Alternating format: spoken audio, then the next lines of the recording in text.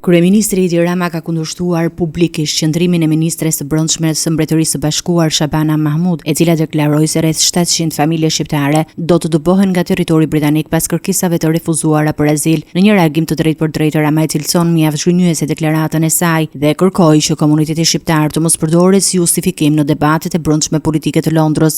Mjaft zhgënjyese të dëgjosh ministren e brendshme të Mbretërisë së Bashkuar Shabana Mahmud të përmendë rreth 700 familje shqiptare që jetojnë akomodim të financuar nga taksat pas kërkesave të dështuara për azil si justifikim për rinisjen e kthimeve familjare. Kreu i qeverisë shqiptare ngriti pikpyetje mbi retorikën e përdorur nga ministria laboriste, duke thënë se ajo i ngjan më shumë gjuhës së ekstremit të djathtë populist. Si mundet një ministre e brendshme laboriste të përsërisë kaq keq retorikën e ekstremit të djathtë populist dhe të veçojë 700 familje shqiptare si një pikë statistikore në oqeanin e sfidave të Britanisë post-Brexit, pikërisht në momentin kur Mbretëria e Bashkuar dhe Shqipëria kanë ndërtuar një nga partneritetet më të suksesshme në Europë për migracionin e palishëm. Rama kujtoi se qysh nga fundi i vitit 2022 mbërritja e parregullta të shqiptarëve në Britani janë zvogluar pothuajse në zero si rezultati punës së përbashkët mes dy qeverive. Dua t'i kujtoj ministres së brendshme se fal funës së përbashkët intensive që nga fundi i vitit 2022 mbërritjet e parregullta nga Shqipëria në Mbretërinë e Bashkuar pothuajse janë zhdukur. Kontrolli i migracionit ka funksionuar, ndërkohë kufizimet e lëvizjeve dhe të vizave nga pala britanike mbeten një relik dështimit të epokës Braverman, që dëmton si lirinë themelore të lëvizjes së njerëzve ashtu edhe ekonominë britanike.